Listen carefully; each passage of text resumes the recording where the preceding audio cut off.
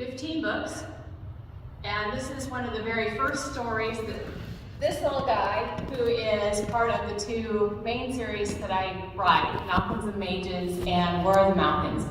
And when he pouted into my imagination, I just couldn't leave him alone. So I had to write a story, and I hope you enjoy it. Are you sure we should be doing this? Asked Toby, laying his ears back and giving his human a particularly pained expression. His long whiskers twitched in worry. We're supposed to be practicing, right? Asked Lauren in response, not even glancing at the orange tabby. Well, yes, but Toby shook his ears, making them sound like snapping wings of a flock of pigeons startled into flight. Magic always made his ears itch. He hoped he would outgrow it. Who ever heard of a witch's cat being allergic to magic? No worries then. Hand me that feather over there. Lauren pointed in the general vicinity of the desired item, his eyes never leaving the small boiling cauldron on its brazier. Toby gracefully uncurled his tail from around his toes and padded over to the feather, carefully avoiding the bottles of various ingredients strewn across the large wooden table. Toby stared at the fluffy white feather, then carefully batted it toward Lauren. The human grabbed the feather and dropped it in the cauldron. The boiling liquid emitted a sharp pop, as if a cork had been drawn out of a sealed bottle. Toby slid his eyes, expecting the sound to be followed by an explosion. When the expected blast didn't happen, he heaved a sigh of relief and sat back down. Lauren glanced at Toby, then went back to studying the large book lying open on the table.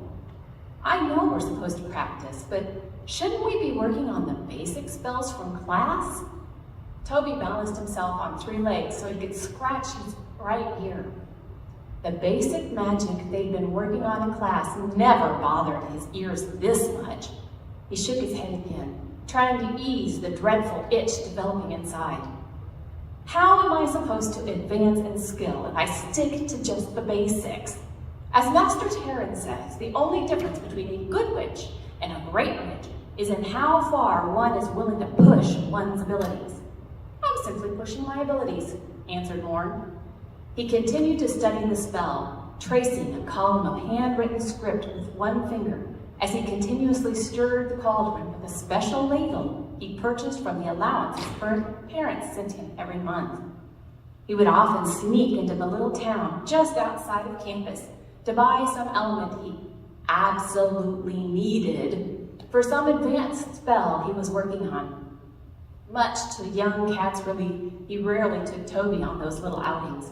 He didn't even want to imagine the sour reception he'd receive from his mother if he were expelled for sneaking off campus.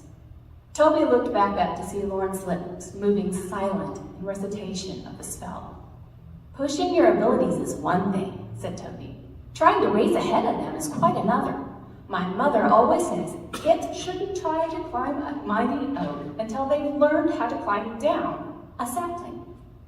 Does your mother have a saying for everything? Lauren asked, cutting his eyes at Toby. The orange tabby cocked his head to the side and batted the air in annoyance. I was only pointing out the obvious, Toby said, which is that a witch should be able to do the simplest, most basic spells with ease before trying more advanced magics. That's the first thing we learned in orientation. Yeah. Lauren waved Toby's line of reasoning away with a gesture and returned to studying the spell he was working on. Insulted, Toby licked at a spot of fur on his shoulder. Humans can be so human, he thought, giving his fur one final tug with his sandpaper tongue. He looked back at Lauren. The young boy's mousy brown hair was beginning to grow back, though it hung in uneven clumps. The elfin points on the lad's ears had finally disappeared too. Both were a result of another failed spell several months earlier. During that time, Toby had been the only companion Lauren had had, so it was a good thing that they usually got on so well. He thought back to his first meeting with Lauren, losing himself in the memory. Toby! Lauren's shout brought Toby back to the present with a jolt. Bring me that bottle of Sprite crystals, Lauren demanded. What? Asked Toby, wrinkling his forehead in confusion. The Sprite crystals, repeated Lauren crossly. He gestured in the general direction of the shelves on which an array of colorful bottles was ranged. Toby stared at the shelves. He knew all the elements stored on the first shelf. Those were the most basic spells. On the second shelf were a combination of elements used in early year spells, which were the ones they were supposed to be practicing, and elements that they would be using later on in the year. He was familiar with most of those as well, and was relatively sure that there was no such element on that shelf. That left the third shelf. On that shelf sat all of Lauren's special items. That was the shelf Toby hated to climb to, because it always meant trouble. I'd love to bring you your, what was it called, Sprite crystals? But I don't know which one it is.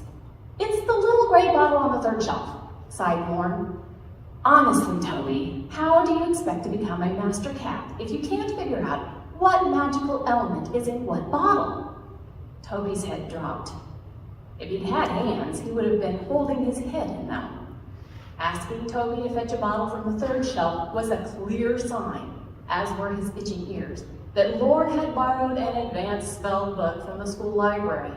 The whole thing made Toby irritable. I could, if you'd use better penmanship when you label things, grumbled Toby under his bed, staring up at the offending third shelf. Did you say something? Lauren asked absently, studying the spell while he stirred the cauldron. I didn't say anything. Toby looked at the bottom shelf, eyeballing its distance from the table. With a shake of his hindquarters, he leaped to the first shelf. That was the easy part. Reaching the upper shelves meant balancing precariously on the ledge on his hind legs, grasping the scarred edge of the shelf above with his front paws, and then hauling his weight up to the next shelf, all the while avoiding spilling the contents of any of the various bottles and bowls. Once he had overheard one of the other cats talking about how her companion had installed little stairs next to his shelves for her convenience. He thought about asking Lauren to do that for him, but decided the exercise was probably good for him. Although, he thought, exercise is all I ever seem to get around here. Toby scrabbled onto the third shelf and peered at the bottles. Unlike normal cats, witches' cats could not only talk and read, they could also see in color. This was especially helpful to Toby since Lauren's handwriting looked more like slithering snake trails than words on the labels. Thankfully, the Sprite crystals were within easy reach. Cocking his head to the side so he could get a good grip on the little bottle with his teeth, Toby picked the crystals up and turned toward Lauren. Is this what you wanted? Lauren cast a quick glance up toward the orange tabby, gave a sharp nod, then turned back to the cauldron. Grimacing inwardly, Toby grasped the shelf ledge with his front paws and repeated the climbing process backward. He quickly leaped from the first shelf back onto the table and padded over to his human, placing the small gray bottle in Lauren's outstretched hand. Lauren uncorked the bottle and sprinkled a few crystals into his left hand. Pinching a small amount between his right thumb and forefinger, Lauren took a step away from the cauldron. Toby instinctively did the same. "Fur bear to rise!" shouted Lauren, tossing the quills into the cauldron. Toby tensed to run. Lauren stood nearby, an expectant grin stretching across his face. The cauldron hissed for a moment, then died back to a peaceful boil. The two waited a moment longer, Lauren's grin slowly fading into a confused frown. He let his hands drop to his sides. Toby sat back down on the table. "What's it supposed to do?" he asked. Looking back at Lauren sighed and shuffled back to the table to inspect the spell again.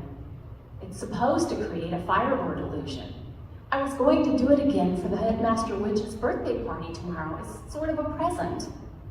"A firebird?" asked Toby, intrigued. "Really?" "Yeah," Lauren sighed again, "but I guess it's just another one of my failures." The look on his human's face made Toby feel like his fur weighed 10 pounds. Lauren looked so dejected, Toby couldn't help but want to do something to help, even though he knew it would most likely lead to nothing more than trouble for both of them. The young boy looked down at the book, blinking rapidly, and slowly began to close it.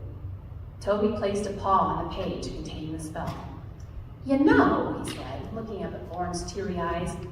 I remember hearing something in class about some incantations having to be said a certain way for a spell to work correctly. Maybe we should both take a look at this firebird spell. But I thought, Lauren began, his grin beginning to return. Let's just say that I think the headmaster witch deserves a really great present from us.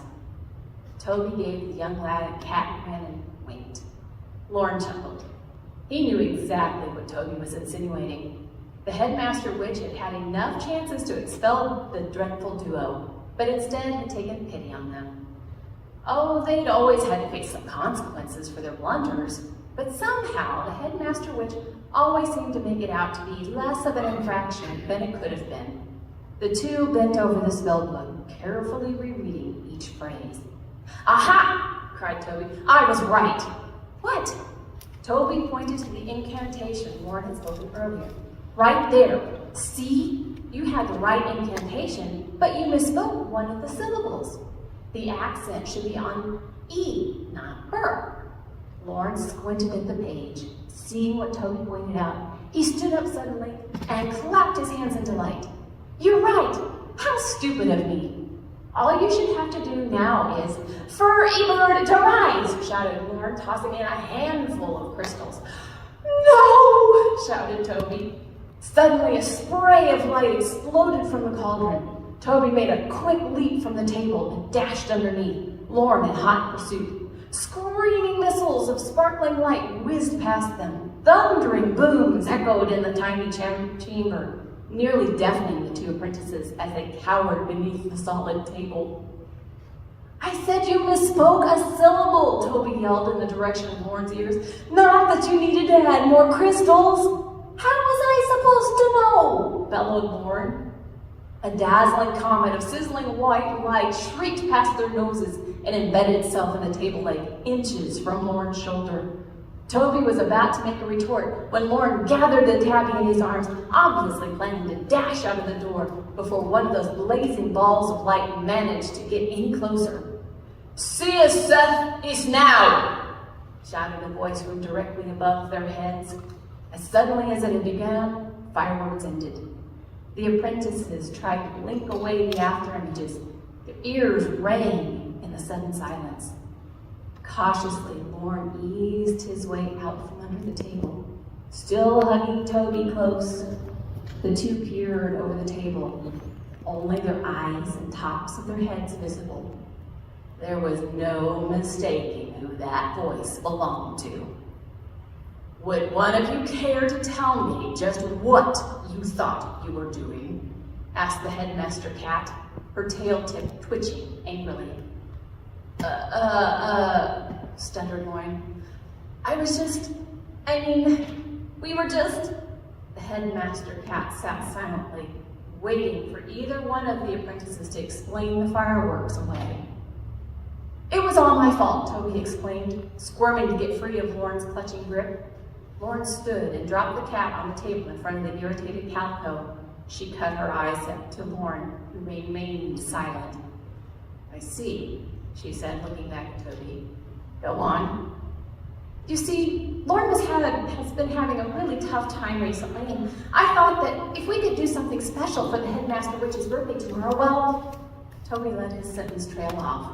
The headmaster cat's tail jerked, an obvious sign that she wasn't buying Toby's excuse. She looked up at Lauren, her pupils mere slits. And you agree to this idea? She asked. Lauren dropped his eyes. No, headmaster, answered Lauren, his voice hardly more than a whisper. I didn't agree to Toby's idea because it wasn't his idea. It was mine. That's what I thought. She looked from one pitiful student to the other. They both stared at a spot on the table just in front of the headmaster's white paws. Lauren twisted and untwisted his fingers into knots. Toby flattened his ears.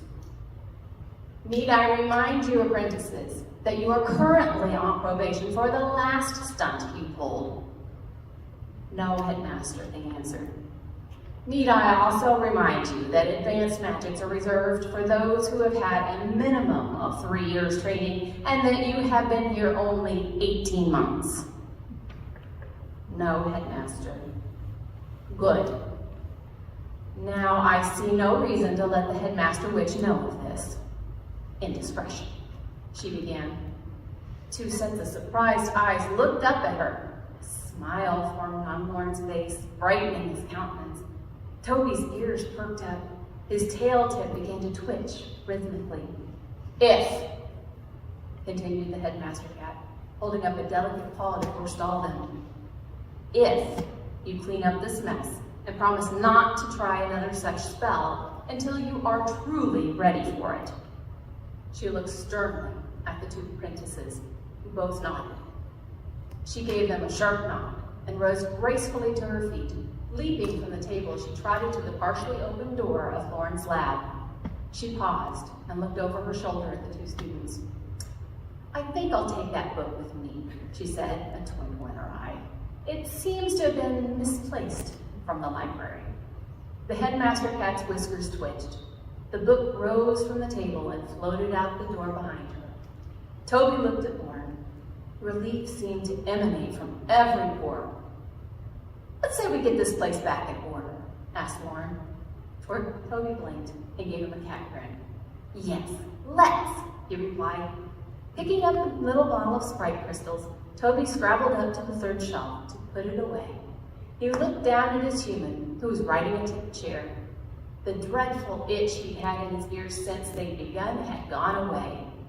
Perhaps, he thought, this will be the last time. He watched as Lorne grabbed a broom and began sweeping, a frown of concentration on his face. Toby knew that look well. Lorne was already planning what he was going to try next. Beginning his descent, Toby sighed. A cat can dream. As he continued down, a cat can dream.